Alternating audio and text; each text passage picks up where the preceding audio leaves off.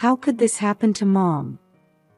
I had returned to my childhood home after a long time, only to find my mother's skeletal remains in the garden. According to the police investigation, she had been dead for over a month.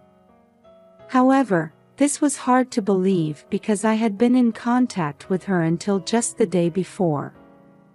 So who was I exchanging emails with? In the midst of my confusion, I found my mother's diary. When I learned the terrifying truth written in it, I trembled with fear and anger.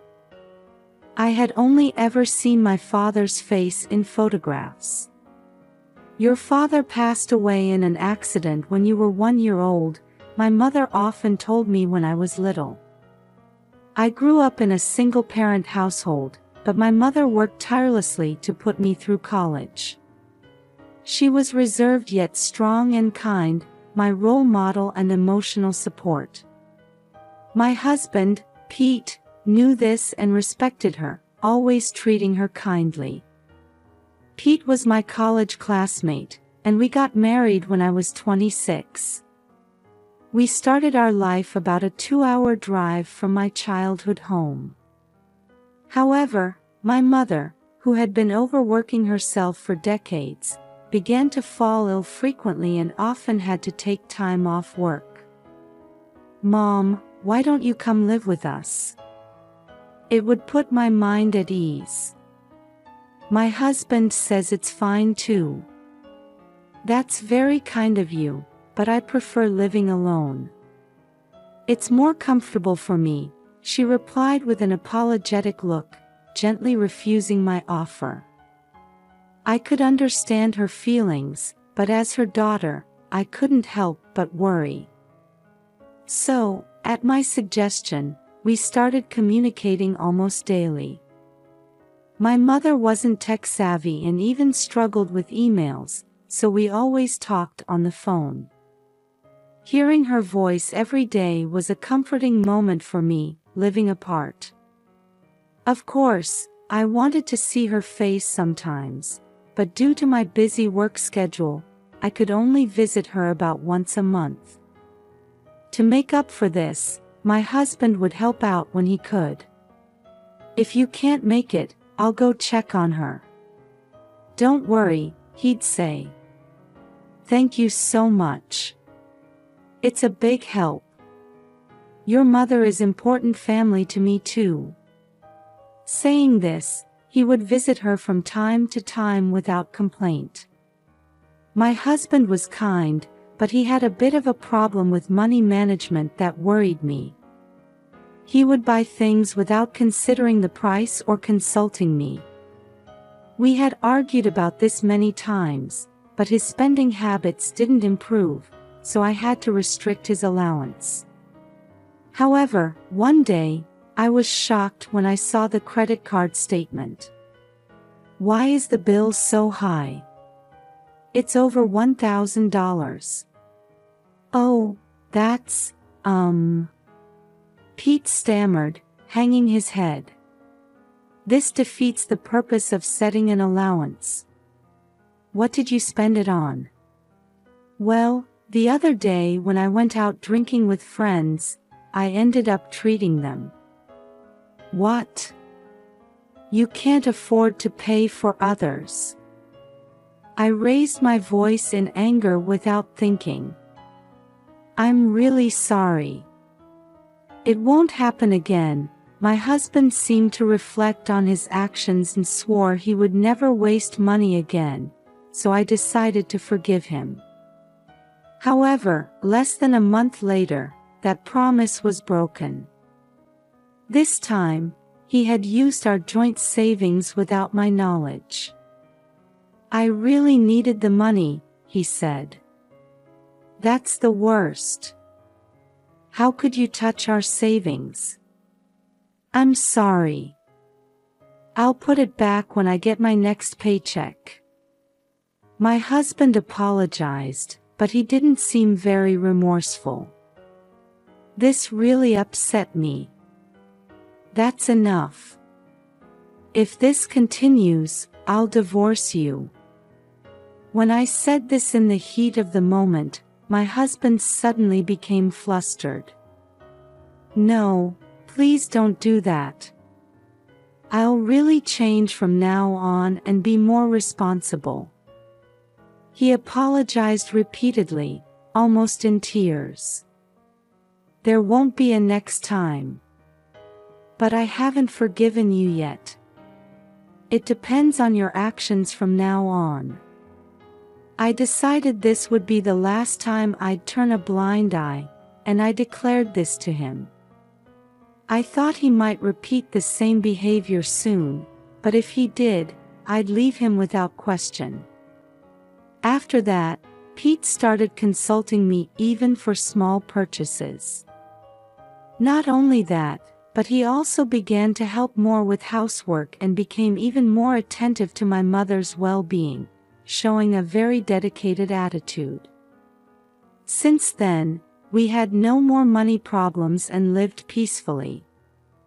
However, about 4 years into our marriage, something strange happened with my mother. "I've caught a cold and lost my voice, so please communicate by email for a while," I received an email from her. What? How? I was surprised by this sudden change, as she had never been able to use email properly despite my many attempts to teach her.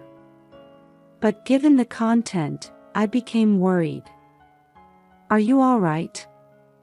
Should I come over now? I don't have a fever, and I don't want to risk giving you a cold, so you don't need to come." The replies came faster than I'd expect from my technophobe mother, which made me even more uneasy. Something felt off. I wanted to go to her house right away, but I was in the busiest period at work and couldn't find the time. "Should I go check on her instead?" my husband offered. "Would you? I'm sorry to always rely on you, but that would be a great help." I thanked my husband for his offer and asked him to go. The next day, he visited my mother. When I returned from work, he reported, her throat seemed to be in bad shape, but otherwise she was fine. This put me a little at ease. But I hadn't been there in a while myself, so I decided I'd go see her face as soon as work settled down. Several weeks passed, and as the hot summer was coming to an end, there was a distinct feeling of autumn in the air, especially in the mornings and evenings. I was still only communicating with my mother via email, which made me feel somewhat lonely. My work had finally passed its peak busyness, and I unexpectedly got an afternoon off, so I decided to go visit my mother after a long time. I'll surprise her by showing up without notice, I thought. When I arrived at her house and rang the doorbell, there was no response. There didn't seem to be anyone home, so thinking she might be out, I used my spare key to enter and wait for her return. The house seemed dusty, as if it had been closed up for a long time, so I opened all the windows. Then, as I glanced towards the garden, I noticed that part of her vegetable patch, which was her gardening hobby, had been disturbed. Huh? Why is only that part messy? When I went out to the garden, I saw traces of digging in one specific area. Curious, I decided to dig there myself.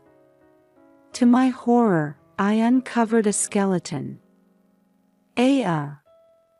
I screamed, collapsing in fear.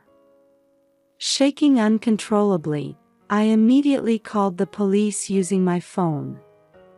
While waiting for the police to arrive, I fearfully looked at the remains again and noticed something familiar buried with them. It was the necklace I had given my mother for Mother's Day. No, why is this here? Although I didn't want to believe it, the worst-case scenario flashed through my mind. Is this Mom. Faced with this unacceptable reality, I felt as if my body was slowly sinking into a deep swamp. 10 minutes later, the police arrived and began investigating the garden. Allison. Are you okay? My husband, whom I had contacted, also arrived, and we were questioned about the situation. We told them that my husband was the last person to see my mother and that I had been exchanging emails with her until the day before. The police seemed puzzled by this information. According to the condition of the bones, she had been dead for over a month. Moreover, they couldn't find my mother's cell phone anywhere. But I was emailing with my mother. She was even considerate of how busy I was with work. Allison, that's enough. It's okay. I was in such shock that I couldn't think straight and could only cry. From that point on, my husband took care of all the preparations for my mother's funeral, while I felt like I was in a dreamlike state. Before I knew it, the funeral was over. Thinking I should organize my mother's belongings, I started visiting her house every day. While cleaning out her dresser, I found a letter-sized box. Oh, how nostalgic! Inside were drawings I had made of my mother when I was little, letters, and presents, all carefully preserved. I was touched that she had treasured these things, and as I picked up the contents of the box to look at other items, I noticed a relatively new notebook at the very bottom. It appeared to be my mother's diary. Wanting to know more about her recent life, I hesitantly turned the pages, only to find something unbelievable written there. What?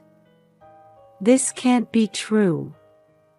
Learning the horrifying truth, I felt a rage unlike anything I had ever experienced before. I'll never forgive this. Determined to corner the culprit who had tormented my mother and done this to her, I began preparing my revenge. 2 days later, when both my husband and I had a day off work, he took me out for a walk. "I'm just glad you're in the mood to get some fresh air," he said. Yes, I suppose so. My husband was happy that we were going out together after I had been depressed about my mother for so long. I'm a bit tired. Shall we have some tea? We decided to enter a nearby cafe. The interior had a few businessmen and groups of middle-aged women scattered about. My husband chose a window seat, and we sat facing each other. What would you like to drink? I think I'll have a float. His eyes sparkled as he chose from the menu, like a child. Hey, I have something I want to talk about. Will you listen? I said to him. What is it? What's wrong? He asked, meeting my gaze. Well, you see, I've been wondering about something regarding my mother.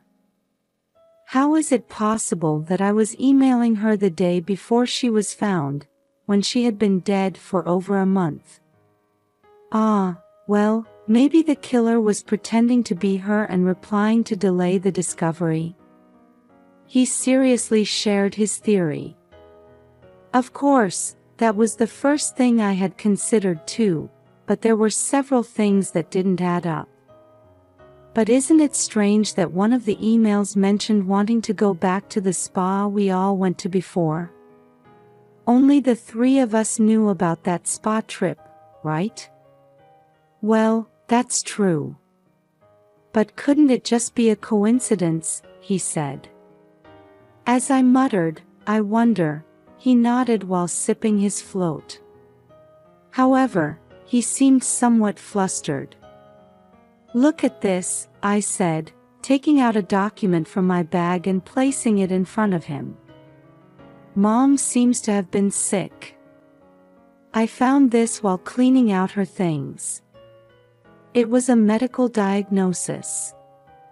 I hadn't known about it until I saw it, but my mother had an illness that required treatment. "Did you know about this?" I asked. "No, I didn't," he replied. "I see." When I called the hospital to confirm, they said my mother had stopped coming for appointments at some point. It seems she even quit her treatment midway. My husband crossed his arms, appearing to be deep in thought. "Maybe she had her reasons," he suggested. "Like not being able to afford the treatment costs." I ventured. "Ugh, maybe. But there's no point in thinking about that now, is there?" He looked troubled and gradually became more restless. I stared at him directly. "You borrowed money from my mother, didn't you?" "Of course not. Why would I?" Although he denied it verbally, he was clearly panicking. "I want you to be honest. The truth is, you borrowed over $20,000 from my mother, didn't you?" As I pressed further, my husband, either angry or defensive, stood up and slammed the table. "How dare you suspect me? You're out of your mind to suddenly say such things without any evidence. Maybe you're the one who's a bit tired." My husband's aggressive voice instantly drew the attention of everyone in the cafe. Realizing this, he apologized and sat down, lowering his voice. The other customers quickly looked away, but they seemed interested in our conversation and were stealing glances while trying to eavesdrop. "I do have evidence," I said. To his surprise, I placed a notebook in front of him. It was my mother's diary that I had found while cleaning her house. "What's that supposed to mean?" he asked, confrontationally, as if he was on guard about something. I turned the pages and read aloud what was written there. The diary detailed how Pete had been threatening my mother and extorting money from her, along with the exact amounts. "Moreover, you threatened to hurt me and ruin my life if she didn't lend you money? That's despicable." It seemed that when my mother said she couldn't lend any more money because of her treatment costs, my husband had told her, "What's the point of living so long? It's just a waste of money." Furthermore, he had forced her to choose between her own body and her daughter, making her give up on treatment while continuing to ask for money. All of this was written in this notebook. "Explain what this means, right now." "I don't know anything about that. Besides, a diary like this isn't proof of anything, is it?" My husband became defiant, leaning back in his chair with a confident attitude. "You're right, this alone might not be decisive evidence. It could be dismissed as my mother's delusion." "See? I told you so." "As expected, you're a woman who understands," he said, nodding and laughing through his nose as if mocking me. "Then how about this?" I started a video on my smartphone and showed it to my husband. Pete, who had been smirking with a relaxed expression until now, was at a loss for words. "How do you explain this? Don't just sit there silently, answer me." What was displayed was footage from a camera hidden in the living room of my mother's house. On the last page of my mother's diary, it was written, Pete's demands are escalating, and I'm feeling it's getting dangerous. If I can get video evidence, I'll take it and tell my daughter everything. It seems that my technophobe mother had bought a camera and asked an electronics store to install it for her. The video showed the two of them arguing over money lending, and then in the heat of the argument, my husband losing his temper and raising his hand against her, causing her to fall. After that, he panicked and carried her body towards the garden. When he returned to the living room alone, he took all the money from her wallet and even took her cell phone before fleeing. From that point on, the video only showed an empty living room. The culprit was my husband, Pete. I'm truly shocked that you would do something like this. But there's no way for you to escape now, I said, glaring at him with anger and contempt welling up from the bottom of my heart. However, he didn't flinch and instead started shouting. That damn old hag! Why did she have to leave something like this behind? Why did you extort money from my mother? Huh? Of course, it's because I have debts. It was to repay those. My husband was completely brazen, admitting it without any sign of remorse. Apparently, his irresponsible attitude towards money hadn't improved at all. Unable to stop spending beyond his means, he had accumulated debts. I had to contribute to our household expenses after getting married, but I also had debts to repay. I was troubled too, you know. This was also why he had used our joint savings without permission. You pretended to be responsible in front of me, but behind my back, you were doing such things. Well, I had to act like a decent husband, or you said you'd divorce me. If that happened, I wouldn't be able to squeeze money out of your mother, right? That old hag was surprisingly hoarding money. Being a single mother doesn't mean you're poor, you know.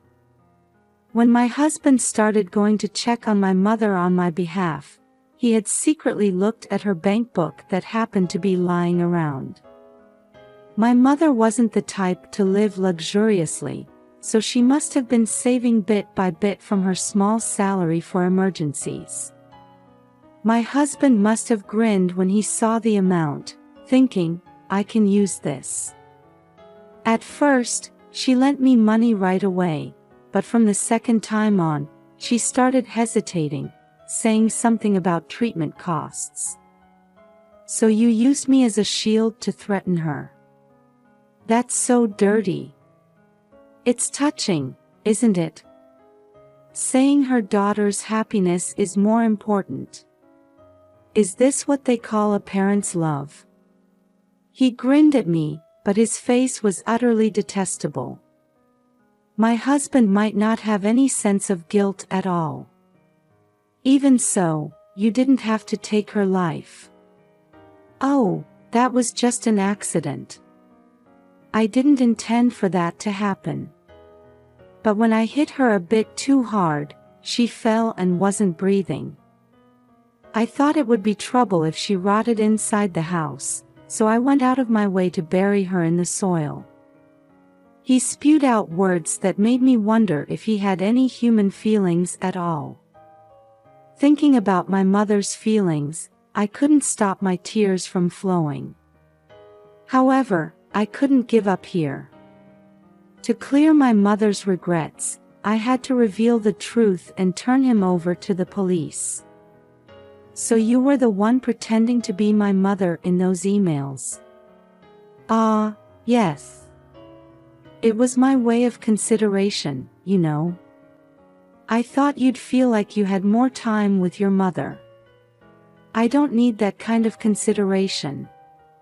He had thrown away my mother's cell phone after I contacted him about finding her. There was no need to hold back anymore with this man. I'm going to report this to the police now. With all the evidence gathered, your crime will undoubtedly be judged. I wonder how many years you'll get. Hey, you're joking, right? I never intended to kill her in the first place. This was just a sad accident that happened. If that's the case, my mother might have been saved if you had called an ambulance right away. Your crime is grave for not doing that and instead doing what you did. Wait a minute. Please, not the police. We're husband and wife, aren't we? My husband suddenly changed his tune and started pleading with me. Did he really think I would choose not to report him in this situation? We're no longer husband and wife after you tormented my dear mother. We're getting a divorce. I declared our divorce and pushed away my clinging husband. He then slammed the table again and stood up. You bitch, don't mess with me. Pete seemed to have forgotten we were in a cafe and came at me with a loud voice. However, it ended abruptly as he grabbed my clothes. Several people in the cafe restrained him. Stop it. Let go of me. Allison, do something about these people. He cried out, begging me for help. Reflect deeply on what you've done and spend your life making amends. As I said this to him, I could hear police sirens in the distance.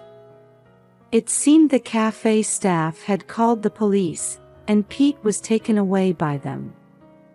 Our divorce was finalized, and through a lawyer, I claimed $30,000 in damages.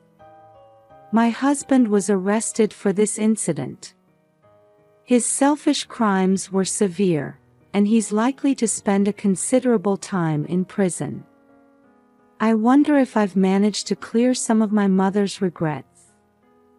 I thought about this while looking up at the clear sky. From now on, I'm determined to live my life in a way that won't shame my mother in heaven.